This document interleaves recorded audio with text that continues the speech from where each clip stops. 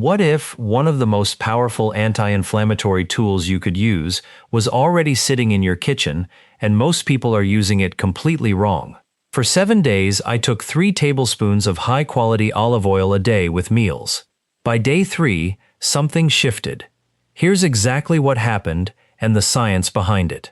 I'm Dr. David, and I want to walk you through what I personally experienced on this protocol and what the published research actually shows, so you can decide whether it's worth trying for yourself.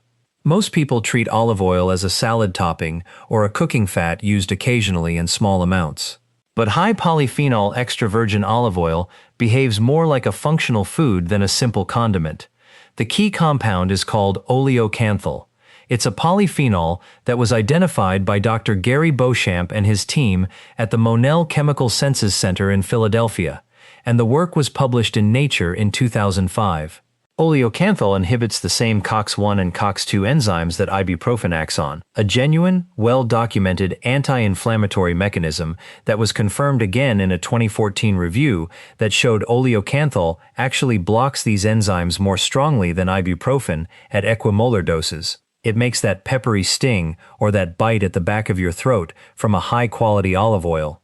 That's the oleocanthal, the same throat sensation Beauchamp's group recognized from liquid ibuprofen during a conference in Sicily, and that observation is what led to the discovery. So when you taste a really fresh, high polyphenol olive oil and it makes you cough or burn the back of your throat, that's not a flaw.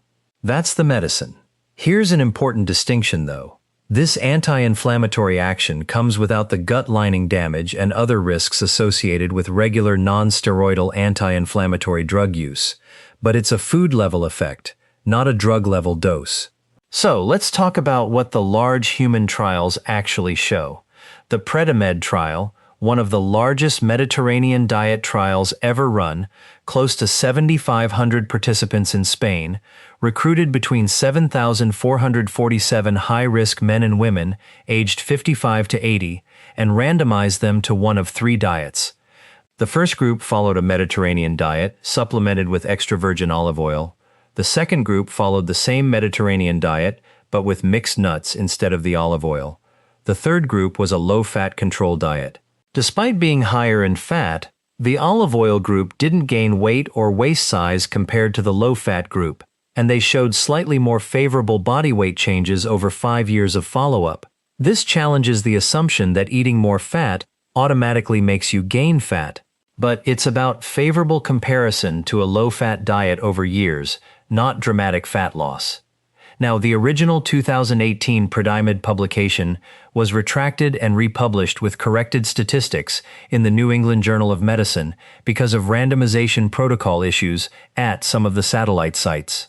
In the corrected analysis, the Mediterranean diet plus extra virgin olive oil group's reduction in major cardiovascular events remained statistically significant, around a 30% drop in heart attack, stroke, and cardiovascular death compared to the low-fat control. On body composition, the olive oil group's body weight benefit was preserved, while the waist circumference benefit ended up being more pronounced in the nuts group. So that's worth being precise about. A separate large observational study, the Niche ARP Diet and Health Study, found that people who regularly consumed extra virgin olive oil, defined as taking it most days of the week, tended to have smaller waist circumferences and lower cardiovascular risk than irregular users. But this is a correlation. So it's associated with the habit, not proof that olive oil alone caused the difference. Now let's talk about blood sugar. We know that research shows that adding extra virgin olive oil to a meal can meaningfully reduce the post-meal blood sugar spike, and that supports steadier energy and fewer cravings. Also, inflammation. 2-month studies in people with metabolic syndrome found that using high oleocanthal olive oil, so high polyphenol olive oil, led to reductions in inflammatory markers, things like interleukin-6 and TNF-alpha, alongside improvements in waist measurement and fatty liver markers as measured by ultrasound and liver enzymes. So we're not talking about subtle changes, these are clinically measurable shifts in inflammatory load. So let's talk about how the mechanism works. Number 1 is satiety. When we consume fat, it triggers satiety hormones like cholecystokinin, CCK, peptide YY, and others. part of the same appetite signaling system involved in GLP-1 pathways. This is why appetite tends to naturally turn down. And this is why many people reach for high polyphenol extra virgin olive oil instead of using GLP-1 drugs like semaglutide and tirzepatide. It also has a great blood sugar stabilizing effect. We know that taking high polyphenol extra virgin olive oil will slow gastric emptying and blunt glucose spikes. We know that olive oil helps reduce the blood sugar crash and craving cycle that drives so much hunger and overeating for so many different individuals. And then, of course, it impacts inflammation and water retention. As inflammation lowers, the water retention that accompanies it tends to decrease, and that can account for some of the early rapid-scale changes people see. This is reduced inflammation and water, not just pure fat loss. And also on top of that, olive oil can activate thermogenesis. There is research that suggests olive oil may modestly increase the energy burned during digestion compared to other fats through diet-induced thermogenesis, a small but real effect. So modestly more caloric burn can obviously help support weight loss over time. Here's a realistic expectation. These are powerful mechanisms working together: appetite signaling, blunting the insulin response, lowering the inflammatory load. But it's not a magic fat melting effect. Let me walk you through a realistic 7-day figure based on what I felt and what readers typically report. Days 1 and 2, that's the adjustment period. Consuming 30 or more grams of added fat, that's what you get in 3 tablespoons of olive oil, can be a mild stressor on the body. The gallbladder releases bile, the liver processes it, and the gut microbiome adapts. Some people feel a little heavy or bloated in the first 48 hours. That's a normal adaptation period, and it usually passes.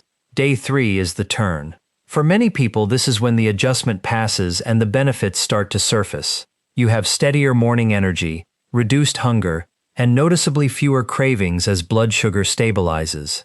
This is the day I personally felt the shift, and it's the most common day that readers tell me about as well. Day 4 and 5, that's when we have the appetite shift. Normal portion sizes start to feel like too much food.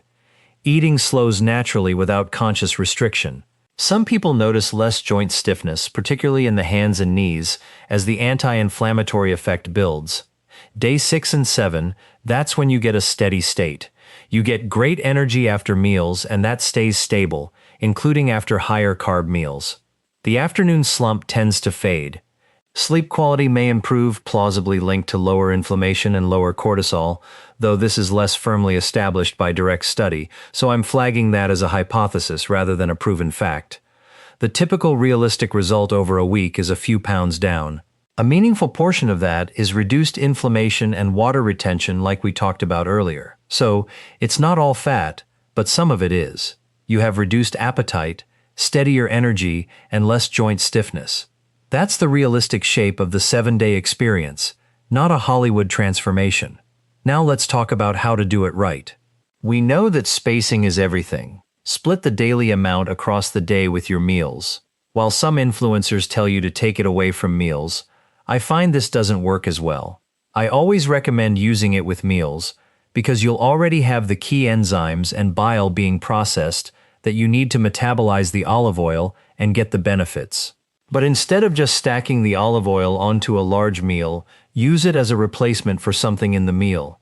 Use less fat in other places, like less butter or less avocado, as an example. You can also use it in replacement of starches, so take out breads and potatoes and put the olive oil in. That's typically a good idea. Less starch, in many cases, is better for your health overall. You'll ultimately do this naturally. Taking a tablespoon of olive oil will slow gastric emptying, which means you're going to get full faster and feel satiated. So this means you're going to eat less and have fewer cravings after your meal. The protocol becomes self-correcting the longer you run it. Now, a gentler on-ramp. Instead of jumping straight to 3 tablespoons a day, start with 1 tablespoon with your first meal, then 1 tablespoon with 2 meals the next week, then build to 3 tablespoons. You can do 1 tablespoon with 3 meals. Or if you only eat 2 meals a day, like I often do on a time-restricted eating pattern, do 1.5 tablespoons with each of those 2 meals. The ramp matters because the gallbladder, the bile salts, and the gut microbiome all need a few days to adapt to a higher fat load. Now, the single most important factor is the quality of the oil. A well-known 2010 UC Davis Olive Center analysis tested supermarket extra virgin olive oils and found that many failed to meet international extra virgin standards. The data was that 69% of imported samples and 10% of California samples labeled as extra virgin failed to meet IOC and USDA chemical and sensory standards. Some were oxidized, some were adulterated with cheaper seed oils like sunflower, canola, soy, and safflower. Now the FDA and industry groups have pushed back on how those numbers were framed, and a more recent independent testing has suggested lower fraud rates in certain categories, so the truth is likely somewhere in between. But the core caution stands. Adulterated and oxidized olive oil is still very common on store shelves. So if you're using a $10 bottle of olive oil from a big box store, it's likely a diluted, aged, or oxidized brand, and it certainly isn't going to have much of the beneficial polyphenols like oleocanthal that are needed to bring down inflammation in the body. Because you see, these polyphenols, including oleocanthal and others like hydroxytyrosol, degrade after harvest, and they degrade even faster when they're exposed to light and heat. So if the olive oil is in a clear bottle and it's sitting out for months, or in some cases these bottles have been sitting on warm shelves for years, they're going to have lost a large percentage of their polyphenols by the time you pour them. Additionally, polyphenols are highest in unripe olives. Those are the green olives. The polyphenols protect the olive from heat, light, and the insects and fungi that want to eat them. As the olive ripens, it becomes black, and it loses a lot of the polyphenols while increasing its fat content. So black olives are higher in fat. Now that's primarily monounsaturated oleic acid, which is a healthy fat, but the polyphenol content is dramatically lower.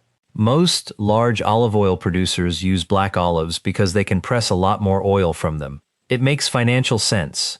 More oil per olive means you need fewer olives to produce a single liter of olive oil.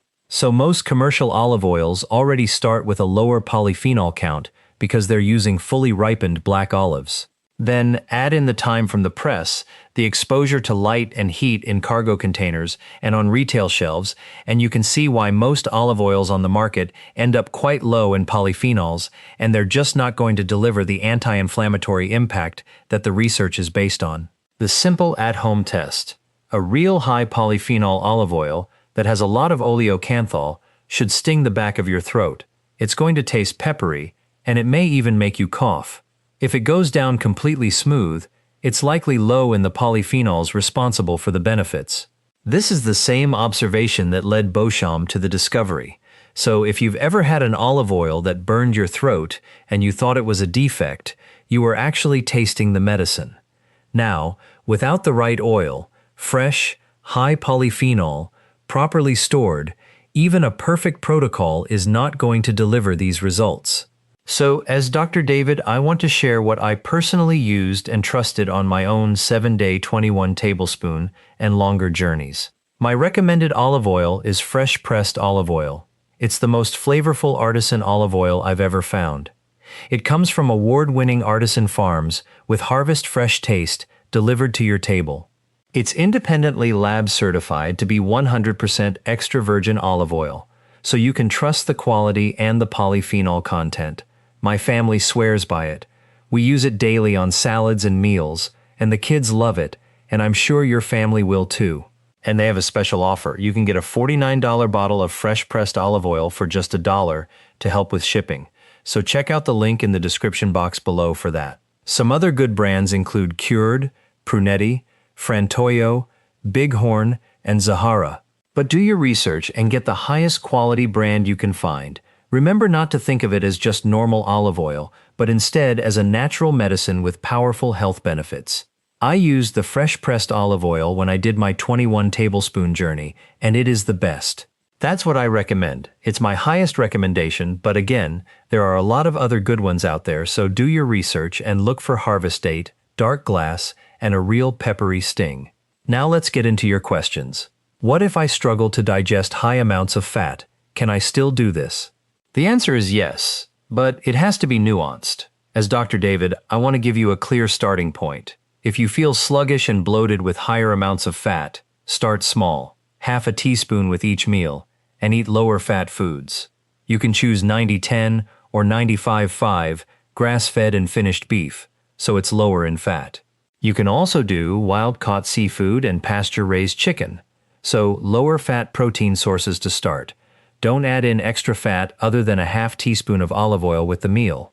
If you feel good with a half teaspoon, bump it up to 1 teaspoon with meals and see how you feel.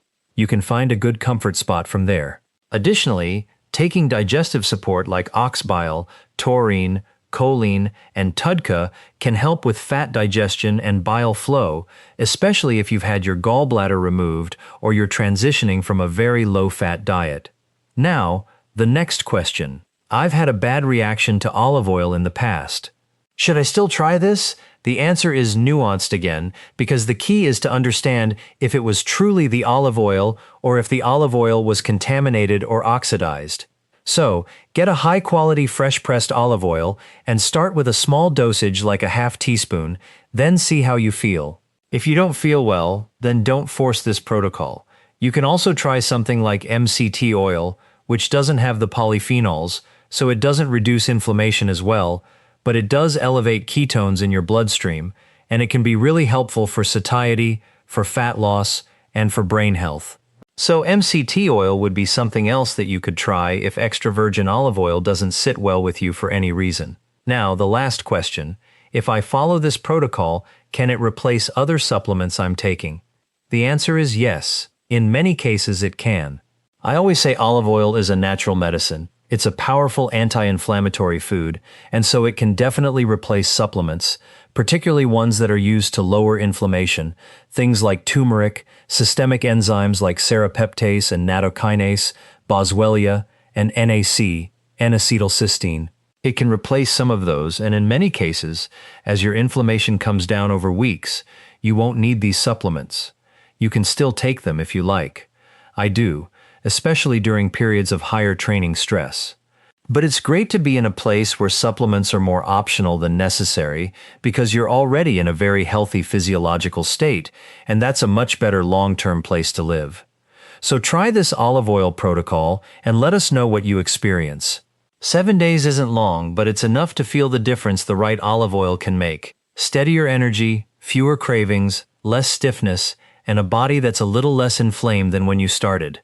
The key is doing it with a genuinely high polyphenol, fresh-pressed extra virgin olive oil. Get that part wrong and none of it works. Nothing else matters as much as the oil itself. If this gave you a new way to think about olive oil, share it with someone who needs it. Hit subscribe and let me know in the comments, are you going to try this 7-day challenge? You can also check out the fresh-pressed olive oil, there's a link in the show notes. And if you want my 7-day fat-burning quick start guide, I'll have that in the show notes as well. So check out the description box and you'll get all those goodies. And of course, be blessed. We'll see you in a future video.